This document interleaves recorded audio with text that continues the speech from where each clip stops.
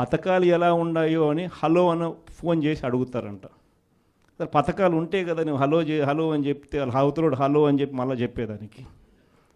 పథకాలు లేవు, ఫోన్ చేసి నువ్వు హలో చెప్తున్నావు. అది పరిస్థితి.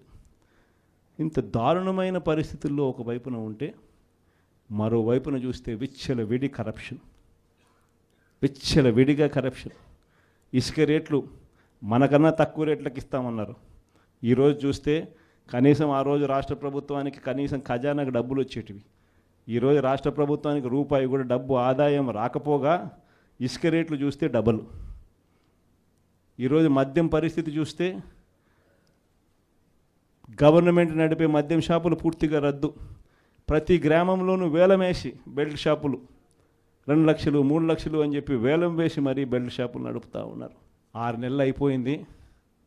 ఇక మనం కూడా ప్రజల తరపున నిలబడాల్సిన సమయం వచ్చింది అని చెప్పి గట్టిగా కూడా మళ్ళీ చెయ్యి కలిపి పనిచేయాలి అని చెప్పి చెప్పడానికి మళ్ళీ మిమ్మల్ని అందరినీ కూడా ఇక్కడికి రమ్మని చెప్పడం జరిగింది.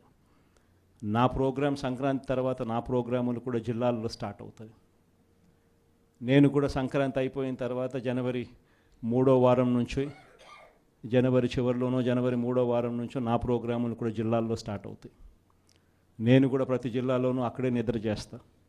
ప్రతి బుధవారం ప్రతి గురువారం ఒక్కొక్క పార్లమెంట్లో 2 రోజులు 2 రాత్రులు అక్కడే పడుకుంటా.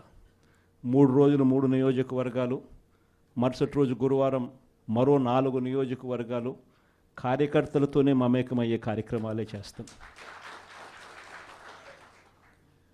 ప్రోగ్రాం పేరు కూడా కార్యకర్తలతో జగనన్న పార్టీ బలోపేతానికి దిశ నిర్దేశం అనే ప్రోగ్రాంతోనే ఆ ప్రోగ్రాంలో కూడా అడుగులు ముందుకు వేస్తాం. ఆ ప్రోగ్రాం జనవరి 3వ వారంలో నా ప్రోగ్రాంలు స్టార్ట్ అయ్యేసరికి మీరేం చేయాలి అనే కార్యక్రమం కూడా చెప్పడానికి కూడా ఈరోజు మిమ్మల్ని అందరినీ కూడా ఇక్కడికి ఆహ్వానించడం జరిగింది.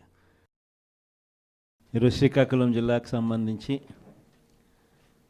జెడ్పీటీసీలను, ఎంపీపీలను, మున్సిపల్ చైర్పర్సన్లను అందరినీ కూడా ఇక్కడికి ఆహ్వానించడానికి, మీతో కాస్త టైం గడపడానికి ప్రధానమైన కారణం ఏమిటి అనేది కొద్ది గొప్ప మీ అందరికీ కూడా అవగాహన ఉంటుంది అనుకుంటా.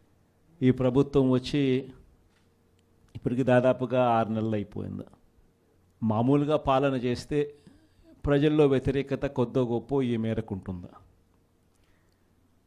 కానీ ఫస్ట్ టైం ఇలాంటి ప్రభుత్వం చూస్తూ ఉన్నాం.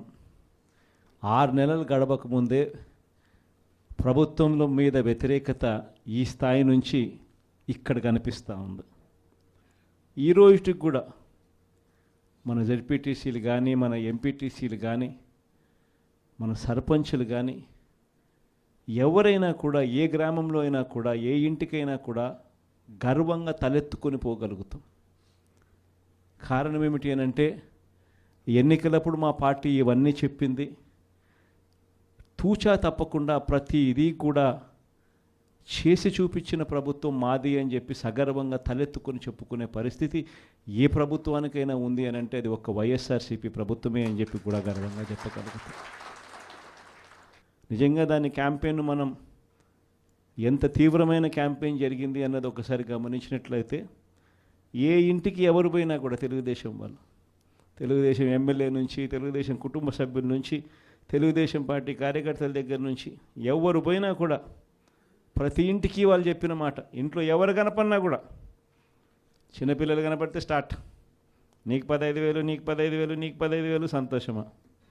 అంతకన్నా అంతకన్నా కొంచెం పెద్దోళ్ళు, తల్లులు కనిపిస్తే చాలు, అమ్మలు కనిపిస్తే చాలు, నీకు 18,000, నీకు 18,000, నీకు 18,000, సంతోషమా?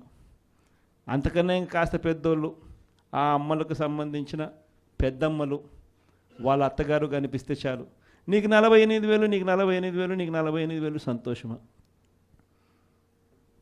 20 ఏళ్ళ పిల్లోడు ఇంట్లో నుంచి బయటకు వస్తే చాలు, నీకు 36,000, నీకు 36,000, నీకు 36,000, సంతోషమా? ఇంట్లో నుంచి రైతు కండువా వేసుకొని బయటకు వస్తే చాలు, నీకు 20,000, నీకు 20,000, నీకు 20,000, సంతోషమా అనే మాటలు ఈ రోజుకి కూడా నా దగ్గరికి మన ఎమ్మెల్యేలు కూడా నా దగ్గరికి వచ్చి చెప్పారు, చాలామంది కూడా చెప్పినారు, అన్న ఈ రకంగా చెప్తా ఉన్నారన్న, మనమేమో కుటుంబం మొత్తానికి సహాయం మనం చేస్తూ ఉంటే వీళ్ళు ఇంట్లో ఉన్న ప్రతి ఒక్కరికి కూడా మేము చేస్తాము అని చెప్పి చెప్పడం మొదలు పెడతా ఉన్నారు. ఈ అబద్ధాలకు మనం తట్టుకోలేమున్నా మనం కూడా ఏదో ఒకటి చేయకపోతే ఏదో ఒకటి చెప్పకపోతే ఇబ్బంది పడతామన్నా అని చెప్పి కూడా చాలామంది ఎమ్మెల్యేలు నా దగ్గర కూడా వచ్చి చెప్పారు. కానీ చెప్పినప్పటికి కూడా నేను చేయలేకపోయా. ఎందుకు చేయలేకపోయినాను అని అంటే ఈరోజుకి కూడా అంటారు చాలామంది ఎమ్మెల్యేలు నా దగ్గరికి వచ్చినట్టు కూడా, అన్న నీతో ఒక సమస్య ఉందన్న అంటారు. ఏంది ఆ సమస్య అని చెప్పి నేను అడిగితే, అన్న నీతో ప్రాబ్లం నీలో అతి మంచితనము అతి నిజాయితీతనం ఈ రెండు నీతో ఉన్న సమస్యలు అన్నా అని చెప్పి కూడా అంటారు.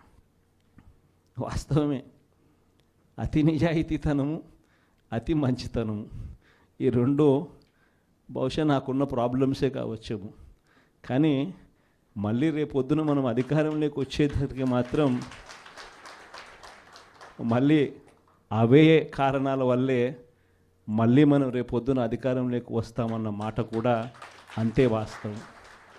ప్రైవేట్ స్కూళ్ళు గవర్నమెంట్ స్కూళ్ళల్లో పోటీ పడగలుగుతాయా, ఇది సాధ్యమేనా అని చెప్పి అనుకునే పరిస్థితి నుంచి ప్రతి 6వ తరగతి నుంచి ప్రతి క్లాస్ రూమ్లోనూ డిజిటల్ క్లాస్ రూములు తయారు చేసి ఇవన్నీ తీసుకొచ్చి మన హయాంలో గర్వంగా కూడా తలెత్తుకొని చెప్పగలుగుతాం.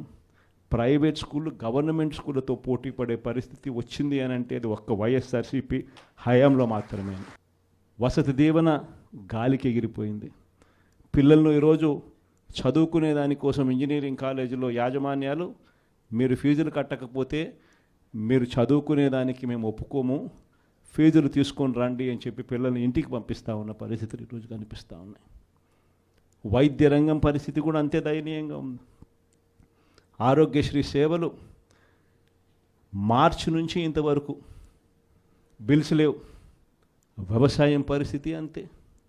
ఆర్బీకేలు స్థాపించి ఈ క్రాప్ పెట్టి ట్రాన్స్పరెంట్గా పారదర్శకంగా ఉచిత పంటల బీమా అమలు చేసి దళారీ వ్యవస్థ అనేది లేకోకుండా ఆర్బీకేల ద్వారానే పంటలు కొనుగోలు చేసి ప్రతి రైతుకు తోడుగా అండగా నిలబడే కార్యక్రమం మనం చేస్తే ఈరోజు ఏ రైతు ధాన్యం కొనుగోలులో ఏ రైతుకు కూడా కనీస మద్దతు ధర రాని పరిస్థితిలో ఈరోజు వ్యవసాయం చేస్తూ ఉన్న పరిస్థితులు ఈరోజు కనిపిస్తూ ఉన్నాయి.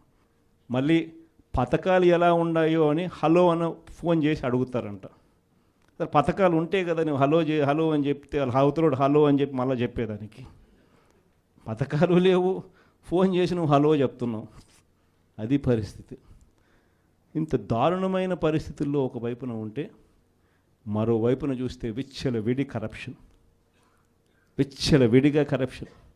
ఇసుక రేట్లు మనకన్నా తక్కువ రేట్లకు ఇస్తామన్నారు.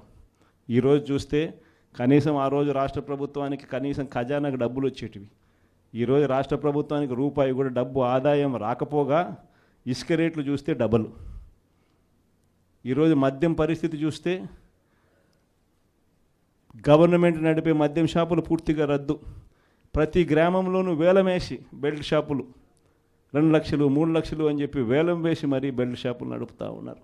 6 నెలలు అయిపోయింది. ఇక మనం కూడా ప్రజల తరపున నిలబడాల్సిన సమయం వచ్చింది అని చెప్పి గట్టిగా కూడా మళ్ళీ చెయ్యి కలిపి పనిచేయాలి అని చెప్పి చెప్పడానికి మళ్ళీ మిమ్మల్ని అందరినీ కూడా ఇక్కడికి రమ్మని చెప్పడం జరిగింది. నా ప్రోగ్రాం సంక్రాంతి తర్వాత నా ప్రోగ్రాములు కూడా జిల్లాల్లో స్టార్ట్ అవుతుంది. నేను కూడా సంక్రాంతి అయిపోయిన తర్వాత జనవరి 3వ వారం నుంచి జనవరి చివరిలోనో జనవరి 3వ వారం నుంచో నా ప్రోగ్రాములు కూడా జిల్లాల్లో స్టార్ట్ అవుతాయి. నేను కూడా ప్రతి జిల్లాలోనూ అక్కడే నిద్ర చేస్తా. ప్రతి బుధవారం ప్రతి గురువారం ఒక్కొక్క పార్లమెంట్లో 2 రోజులు 2 రాత్రులు అక్కడే పడుకుంటా.